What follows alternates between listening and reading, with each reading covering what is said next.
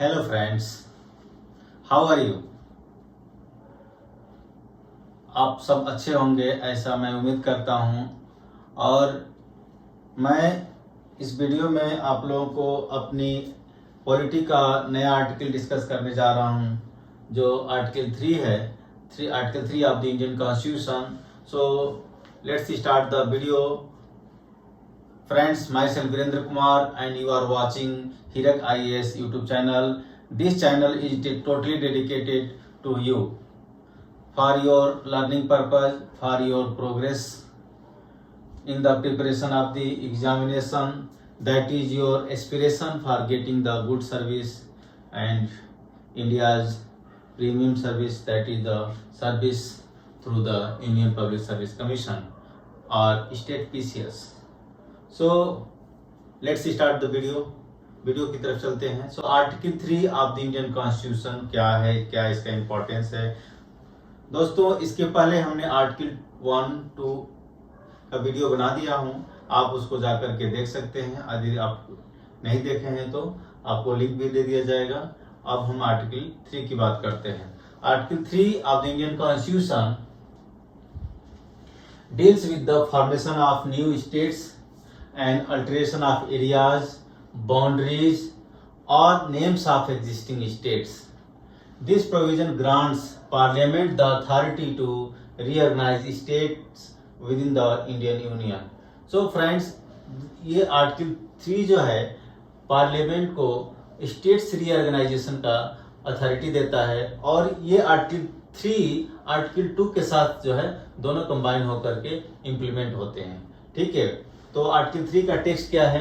Indian constitution article 3 states that parliament may by law form a new state by separation of territory from any state और by uniting 2 or more states or parts of states or by uniting any territory to a part of any state. Clause 2, increase the area of any state. Clause 3, diminish the area of any state. Clause 4, alter the boundary of any state. Clause 5, may alter the name of any state.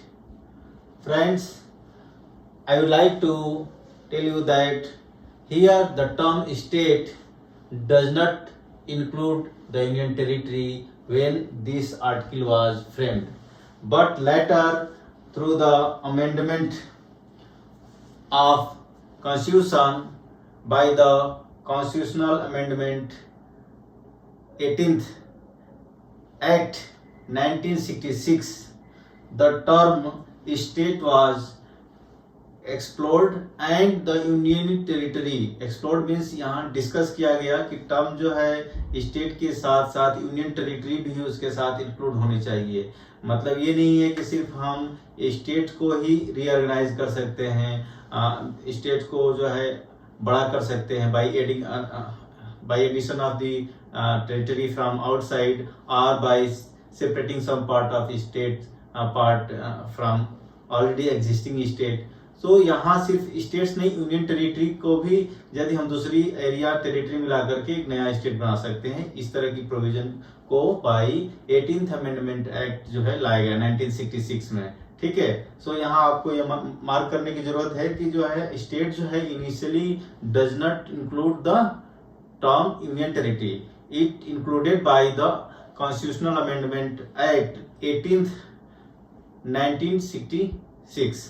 So 18th amendment act के through जो 1966 में हुआ, उसके through जो है state के साथ साथ यूनियन टेरिटरी को भी ऐड किया गया। Right, here this provisions A to E is implemented with precaution. That precaution is it is done provided that no bill for the purposes shall be introduced in the parliament, either house of parliament, except on the recommendation of the president and unless where the proposal contained in the bill affects the area, boundaries or name of any state, the bill has been referred by the president to the legislature of that state for expressing its views thereon within such period as may be specified in the reference or within such further period as the president may allow and the period so specified or allowed has expired. So what is the meaning of this? So friends, जो bill states को reorganise करने के लिए present किया जा रहा है वो डायरेक्ट पार्लियामेंट में प्रेजेंट नहीं हो सकता है. That bill should be recommended by the president. ये बिल जो है प्रेसिडेंट के रिकमेंडेशन के बाद ही जो है पार्लियामेंट में प्रेजेंट किया जा सकता है, चाहे वो आइदर लोकसभा हो चाहे राज्यसभा हो. और यदि ये स्टेट का रीऑर्गेनाइजेशन होना है, चाहे वो एरिया को एडिशन करना है, इस्टेब्लिश करना है या डिमिनिश करना है या नेम चेंज करना है, तो जिस स्टेट से ये बिलोंग करता है उस स्टेट के लेजिस्लेचर को इसको रेफर किया करेंगे प्रेसिडेंट. उसके बाद लेजिस्लेचर का जो स्टेट का लेजिस्लेचर होगा उसका व्यू जानेंगे और उसके बाद वहां से आने के बाद बिल जो है पार्लियामेंट में प्रेजेंट किया जा सकता है. ठीक है. आपको यहाँ एक और बात बताना चाहेंगे, जो टाइम फ्रेम दिया गया है कि कितने एक टाइम निश्चित होगा कि इतने टाइम के अंदर स्टेट लेजिस्लेचर को रिस्पॉन्ड करना है, अपना व्यूज देना है. तो जब ये ओरिजिनली जो आर्टिकल 3 जो फ्रेम हुआ उसमें टाइम फ्रेम सर्टेन नहीं था, तो ये टाइम फ्रेम जो है तो फिर लोगों को ये चिंता हुई कि हो सकता है कि जो है स्टेट जो है अपने मनमाने ढंग से यदि उसको उसमें इंटरेस्ट नहीं है तो अनिश्चित काल के लिए बिल को पेंडिंग करते. तो बाद में जो है इसमें संशोधन हुआ 1955 में. तो fifth amendment of the Indian constitution added the time frame for the state legislature to respond the bill regarding the article 3, right. तो वहां से ये टाइम फ्रेम इंक्लूड हुआ. तो हमारा ये रहा. इसके बाद हम अब इसको डिटेल में एक्सप्लेनेशन एक एक आर्टिकल का क्लॉज को समझते हैं. सो हमारा पहला आर्टिकल 3 का क्लॉज ए क्या कहता है? Form parliament may by law form a new state can create new states bye separating territory from an existing state by merging 2 or more states or parts of states or by uniting any territory to a part of state already existing state. So इसका मतलब जो हमारा clause 3A है article 3 का clause A, article 3 clause A कहता है कि जो है पार्लियामेंट को एक तो अथॉरिटी मिली है. कॉन्स्टिट्यूशन का आर्टिकल 3 जो है authorizes the parliament to create any state, right. How? By separating the territory from an existing state. जो ऑलरेडी स्टेट है उसमें से कोई पार्ट निकाल करके एक नया स्टेट बना देना, या 2 स्टेट को मर्ज कर देना, या किसी एक एरिया टेरिटरी को पहले से ऑलरेडी एग्जिस्टिंग स्टेट है उसके साथ मर करके एक नया स्टेट क्रिएट कर देना. ठीक है. तो इस तरह के प्रोविजन है हमारा, वो क्लॉज ए में है. दूसरा हमारा क्या क्लॉज बी क्या कहता है? Increase an area. Clause B क्या कहता है? हमारा एरिया को जो है parliament can increase in area of state can be increase by the parliament by the law. So this comes under the article clause 3B. So that area of any state can be increased. How it can be increased? By merging 2 states, already existing states, or by adding external territory to already existing any state. Or after the amendment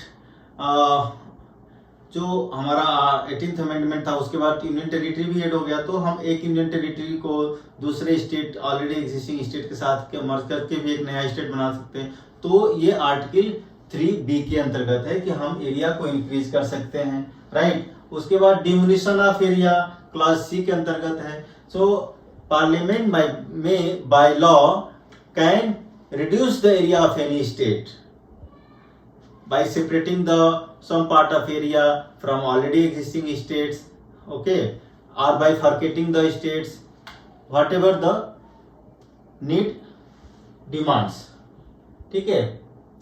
And you can say when the parliament is increasing the area of any state by addition of external area, external territory to already existing states, then the article 2 comes into play. So हमने article 2 को पढ़ा था उसमें कि parliament में by law admit और establish any state। तो यहाँ जो admit मतलब या establishment का जो रोल है तो वो article 3 के अंतर्गत तुरंत आ जाता है। तो article 3 and 2 comes together into the action, right? So parliament can reduce the area of any existing state. This could involve separating territories from a state to form a new state or to merge with another state, ठीक है। Alteration of boundaries that comes under clause D. So article 3 clause D talks about the alteration of the boundary. So a parliament may by law can change the boundary of any state or union territory as per the need of the population or due to the demand of the administration, cultural or linguistic purposes, ठीक है। Now article 3 clause E, article 3 clause E talks about the change of the name of any state or union territory. I am including here union territory because after the 18th amendment the union territory term was added. So state includes the union territory also. So parliament may by change the name, parliament may change the name of any states or union territory by the provision of the article 3E. So this explains the article 3, right?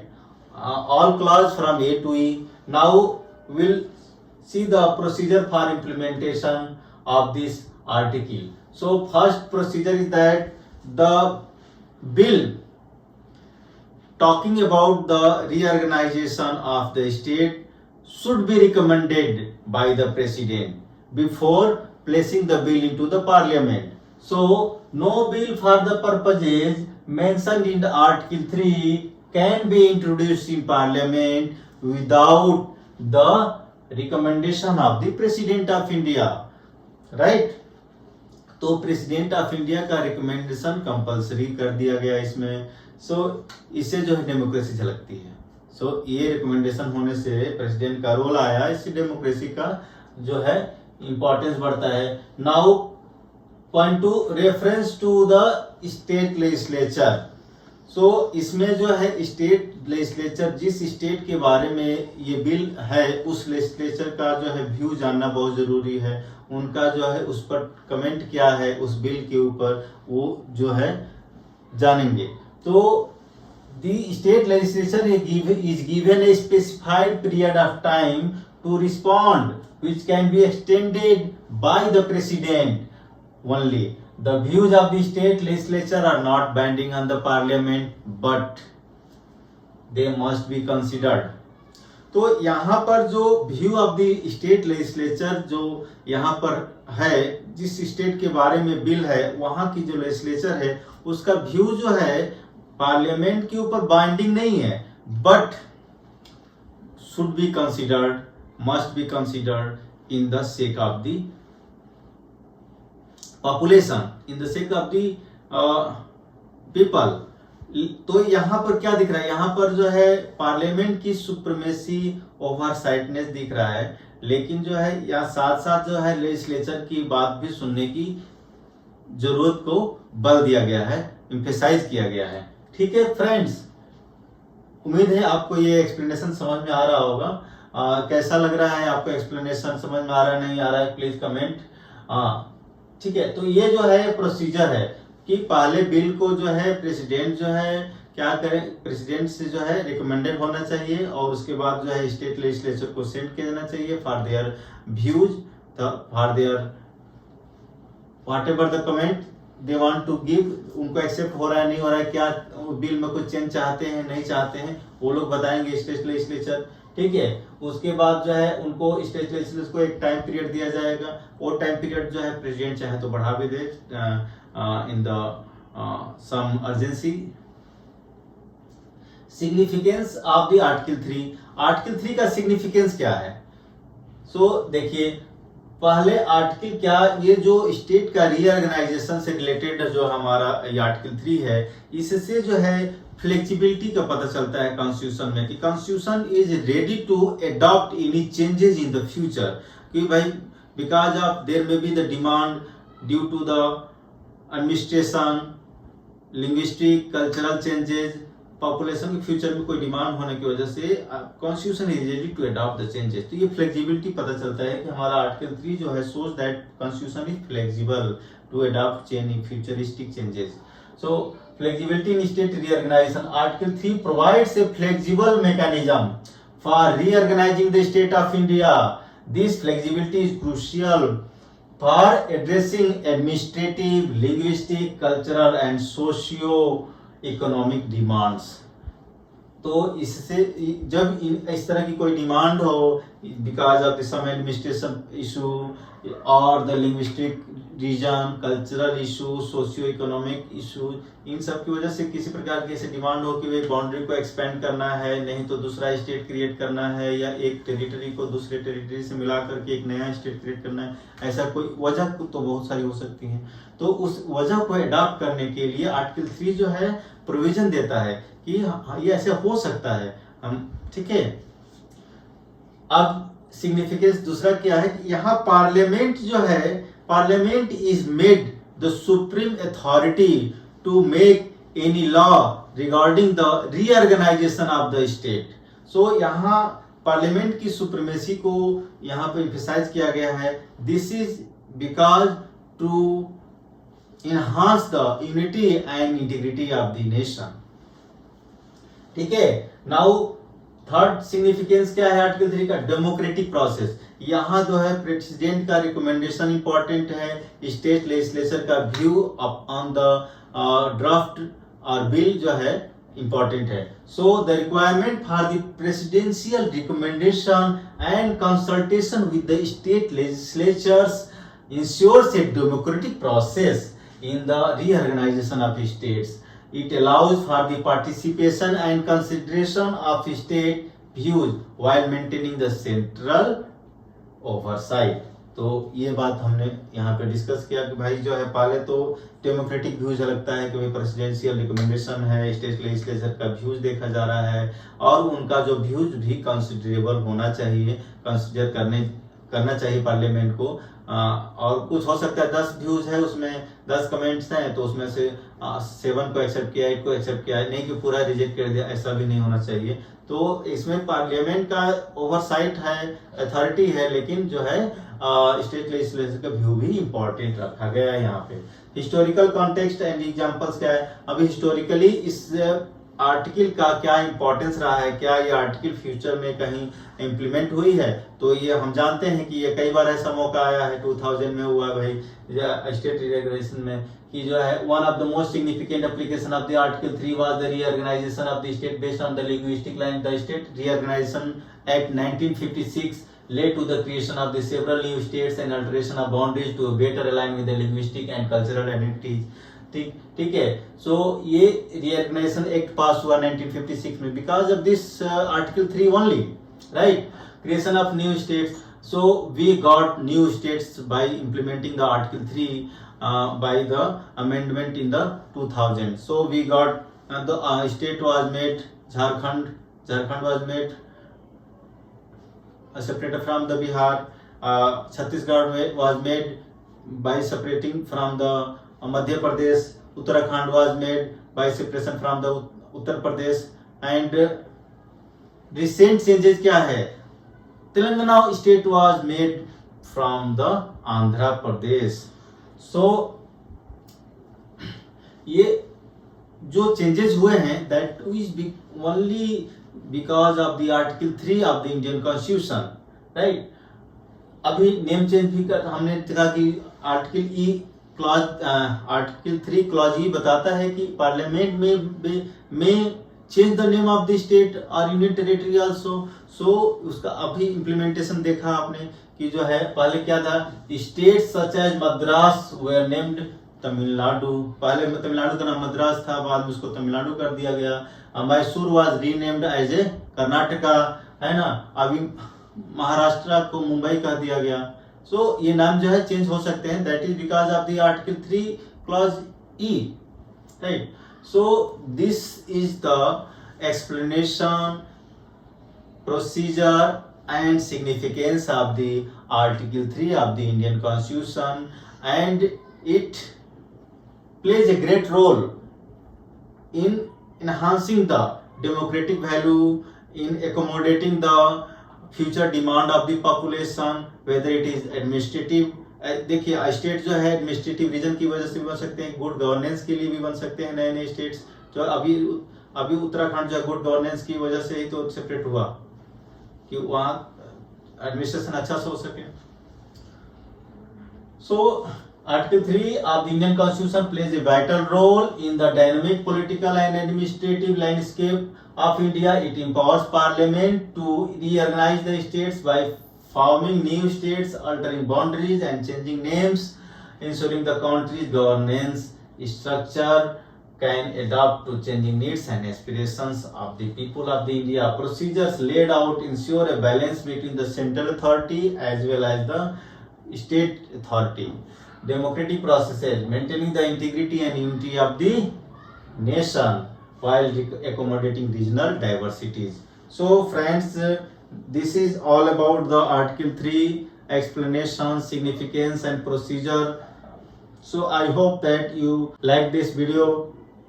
If you like this, please press the like button and share this with your friends and family members. And if you have not subscribed the Hirak IAS YouTube channel, please subscribe right now because your support is important. I have started this channel for you, and if you are enjoying this video, please share and subscribe the channel.